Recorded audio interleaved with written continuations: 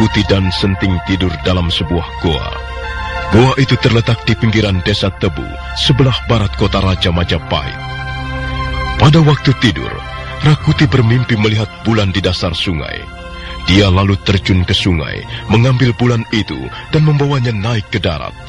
Rakuti terkejut ketika melihat bulan di tangannya berubah menjadi sebuah waluh yang besar. Karena kesal, dia membanting waluh itu hingga hancur berantakan.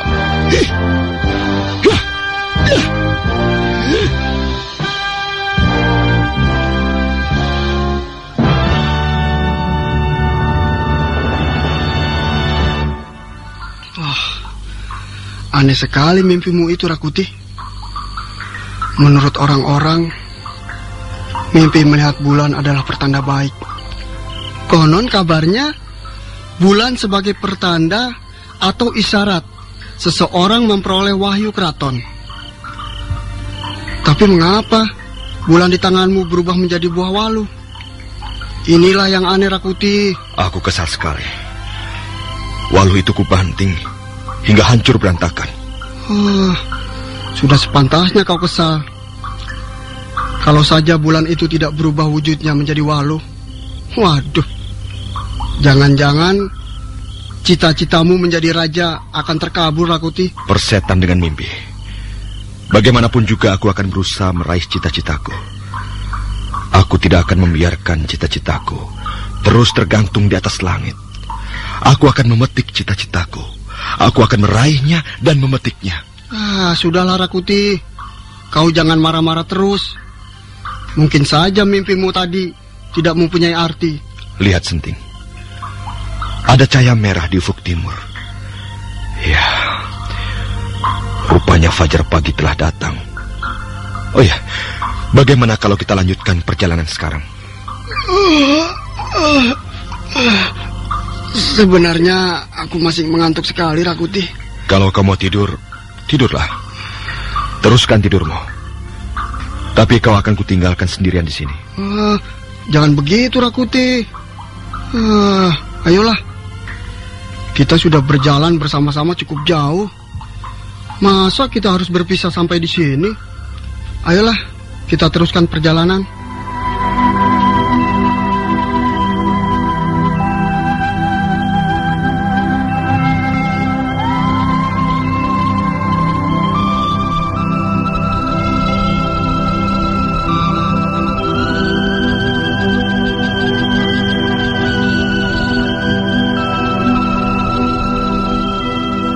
Pagi yang cerah muncul di atas permukaan bumi Majapahit.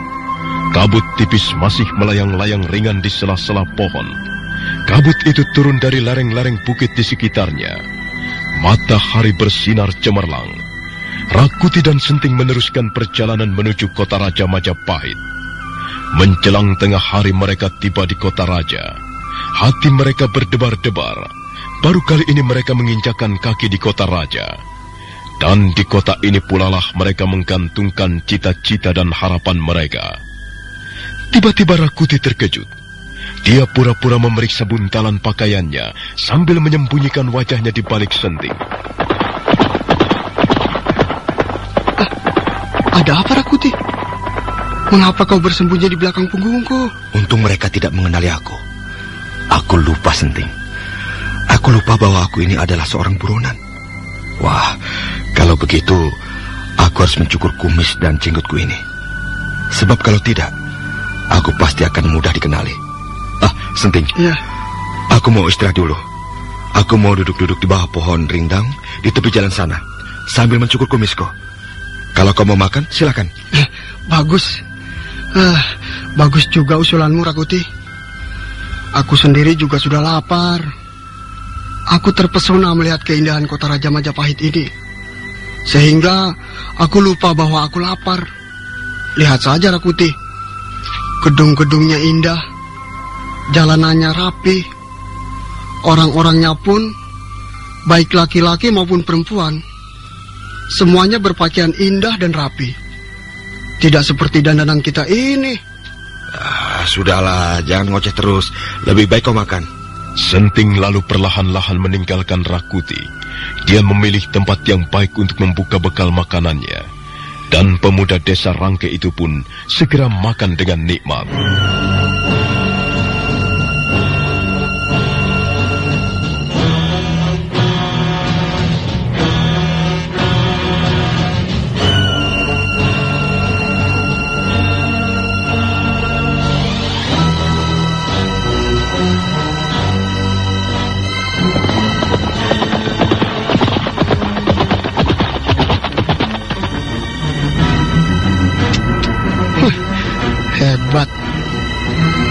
Hebat sekali prajurit-prajurit Majapahit itu. Waduh, nanti kalau aku sudah menjadi prajurit, aku juga pasti akan hebat seperti mereka. Aku akan pulang ke desa Rangke, dan aku pasti akan menjadi rebutan gadis-gadis desa Rangke. Dan orang tua mereka pun akan memperebutkan Senting sebagai calon menantu mereka. Senting, apa kau sudah menjadi orang Sinting? Rakuti? Wah, benarkah kau ini Rakuti? Kau ternyata bukan seorang sahabat yang baik, Senting. Kamu sudah melupakan sahabatmu. Masa aku hanya mencukur kumis dan jenggot? Kau sudah melupakan aku? Kadal buntung. Rupanya kau cukup tampan, Rakuti. Sungguh-sungguh aku tidak mengira. Setelah kau mencukur kumis dan jenggotmu, dan wajahmu menjadi bersih. Wah, rupanya kau seorang pemuda yang tampan, Rakuti. Apalagi kalau kau mengganti pakaianmu dengan yang lebih indah. Wah, hebat sekali kau. Sudahlah, jangan melongo terus. Hari semakin siang. Apa tidak sebaiknya kita teruskan perjalanan? Apa kau tidak ingin makan dulu? Makanlah, biar aku tunggu di sini. Tidak usah, aku makan nanti saja. Aku belum begitu lapar kok. Ayo. Tunggu dulu, Rakuti. Sekarang ini kita sudah sampai di kota Raja Majapahit. Kemana tujuan kita selanjutnya? Iya, benar juga. Kemana ya? Nah, aku tahu. Sebaiknya kita pergi ke alun-alun. Mungkin banyak yang bisa kita lihat di sana. Setuju, Rakuti. Ke alun-alun.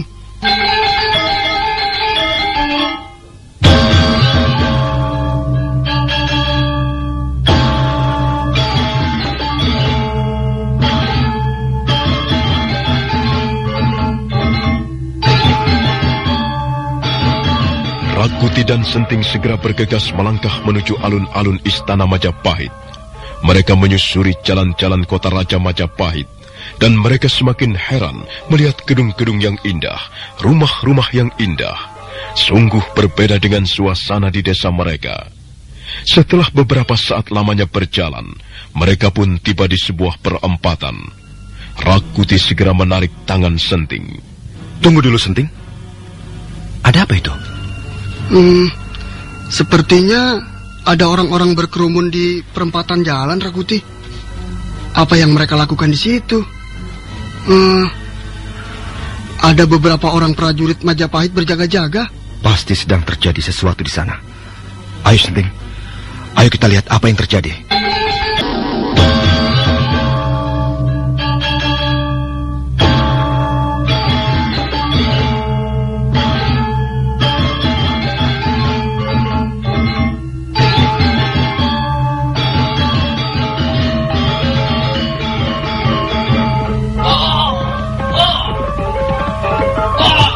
Maaf, Pak.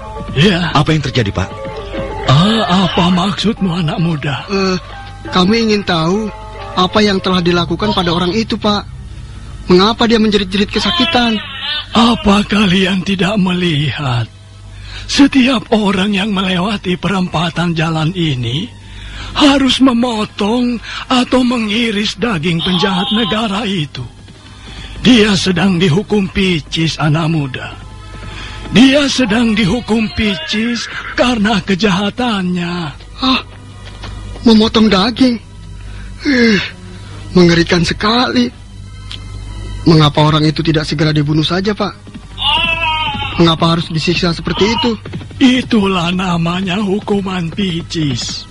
Setiap orang atau warga kota yang kebetulan melewati perempatan jalan ini harus berhenti sebentar untuk mengiris dagingnya. Dan setelah mengiris dagingnya, dia harus membubuhi lukanya itu dengan garam dan cuka. Kejam sekali. Kejam sekali hukuman picis itu. Waduh. Pasti rasanya bukan main. Pasti sakit sekali. Waduh. Waduh. Aku tidak tahan, Rakuti. Lebih baik kita jangan melewati jalan ini. Tidak bisa, anak muda. Kamu sudah terlanjur masuk jalur jalanan ini. Kamu tidak mungkin kembali lagi. Kau harus tetap melewati jalan ini dan ikut memberikan hukuman picis pada penjahat itu. Nah, lihatlah. Prajurit itu datang kemari. Kalian sudah terlambat, anak muda.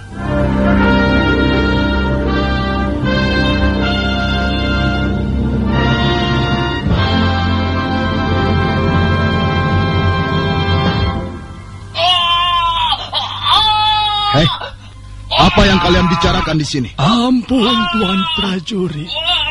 Anak-anak muda ini belum mengerti soal hukuman picis. Hamba berusaha menjelaskannya kepada mereka. Bagus, bagus. Nah, sekarang apa kalian sudah cukup jelas? Sudah, Tuan Prajurit. Bagus, bagus. Ayo, ikut aku. Apa yang kalian tunggu? Ayo ikut aku. Dan kau juga, Pak Tua. Baik, Tuan Prajurit. Ayo, Rakuti. Prajurit Majapahit itu segera menggiring Rakuti, Senting, dan seorang laki-laki tua. Mereka dibawa mendekati penjahat yang sedang dihukum picis. Penjahat itu seorang laki-laki tegap bercambang lebat. Wajahnya bergetar menahan rasa sakit. Mulutnya mendesis-desis. Hampir seluruh tubuhnya ikut bergetar menahan rasa sakit. Kedua belah kaki, badan dan tangannya diikat pada sebatang tonggak kayu yang keras. Dan tonggak kayu itu dipancangkan di tengah-tengah jalan. Tak jauh dari tonggak kayu diletakkan sebuah meja. Dan di atas meja terletak sebuah pisau tajam kecil yang kotor oleh darah. Di sebelah pisau ada sebuah mangkok berisi cairan juga. Dan di sebelahnya lagi sebuah cawan kecil berisi bubukan garam.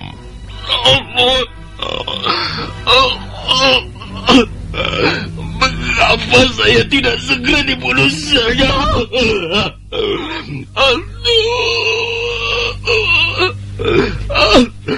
Mengapa saya harus disiksa seperti ini?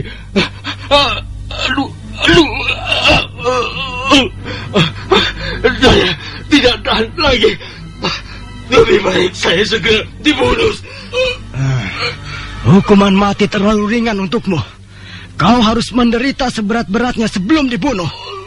Dan inilah penderitaan itu. Kau penjahat negara. Kau sudah banyak merugikan pemerintah Majapahit. Kau sudah membunuh beberapa orang saudagar kaya dan mengacau di mana-mana. Nah, sekarang ini kau harus dijadikan contoh yang buruk bagi masyarakat luas. Iya. Saya sudah tidak tahan lagi. Bunuhlah saya. Bunuh saya sekarang juga. Bunuh saya. Diam. Diam. Kalau kau masih berteriak-teriak, lidahmu yang akan dipenggal.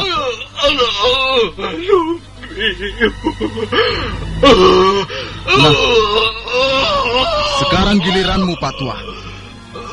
Ambil pisau itu. Dan setelah Pak Tua ini nanti selesai mengiris, selanjutnya adalah giliran kalian berdua.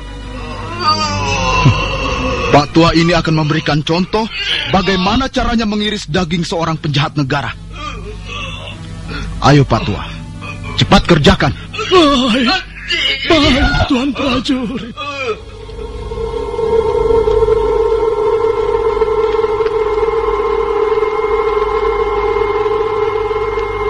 Pak Tua berjenggot tipis itu adalah seorang warga kota Raja Majapahit. Dia melangkah perlahan mendekati meja di samping tonggak. Tangannya memungut pisau tajam berkilat-kilat. Dia menimang-nimang pisau itu sejenak sambil melihat bagian-bagian tubuh penjahat. Sementara penjahat itu memejamkan matanya, mulutnya masih terus mendesis, dan beberapa tetes air mata mengalir di pipinya yang keras. Entah apa artinya air mata itu. Mungkin air mata kesedihan, atau barangkali air mata kesakitan. Dua orang prajurit Majapahit melotot ke arah Pak Tua. Pak Tua segera mencekal lengan penjahat. Demi kejayaan negeri Majapahit.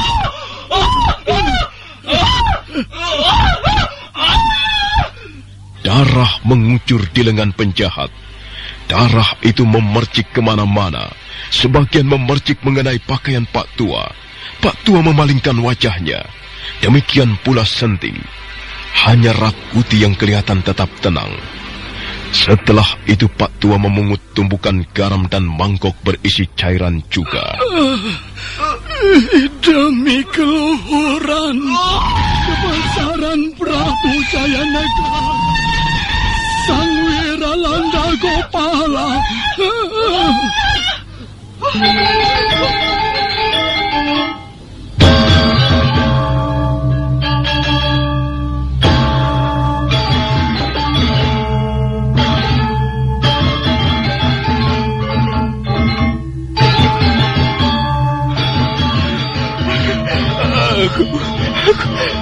Aku tidak lagi. Bunuhlah aku sekarang juga. Lebih baik aku mati. Aku tidak tahan lagi disiksa seperti ini. Bagus. Kau sudah melaksanakan kewajibanmu dengan baik, Pak Tua. Memang seharusnya begitu. Sebagai warga kota Raja Majapahit, kau harus menaruh kebencian pada orang-orang seperti ini. Orang-orang seperti ini, penjahat-penjahat seperti ini banyak berkeliaran di sekitar kota Raja Majapahit. Mereka sudah banyak mengacau di mana-mana. Dan jika mereka ditangkap, seperti inilah nasibnya. Bagus, Pak Tua. Sekarang kau boleh jalan. Terima kasih, Tuan Prajurit. Nah, sekarang giliranmu. Ayo maju. Ambil pisau itu. Baik, Tuan Prajurit. Ayo cepat. Kami tidak bisa menunggu terlalu lama. Masih banyak yang harus mendapat giliran. Ayo cepat. Cepat ambil pisau itu dan potong tubuhnya sesuka hatimu. Baik, Tuan Prajurit. Senting melangkah dengan tegang ke arah meja. Tangannya segera memungut pisau yang masih berdarah. Tangannya menjadi bergetar. Wajah Senting pucat pasi. Tapi nampaknya dia berusaha memaksakan diri untuk berani. Cepat kerjakan. Kau ini pemuda macam apa, ha? Jangan menjadi seorang laki-laki pengecut. Baik, Tuan Prajurit. Cepat. Senting melangkah mendekati penjahat. Tangan kirinya meraba paha penjahat yang gemuk dan gempal. Sementara tangan kanannya menggenggam pisau. Demi kejayaan negeri Majapahit.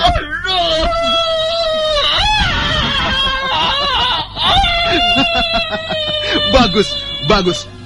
Sekarang cepat ambil cairan cuka itu. Bubuhilah lukanya dengan garam. Baik, Tuan Prajurit. Demi keluhuran kebesaran Prabu Jayanegara, Sang Wiralanda Gopala.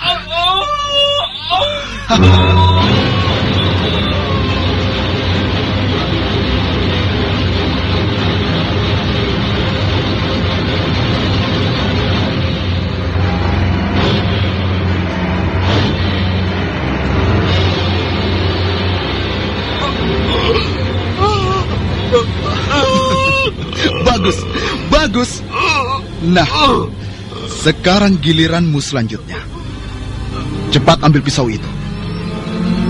Ambil pisau itu dan potong tubuh penjahat itu sesuka hatimu.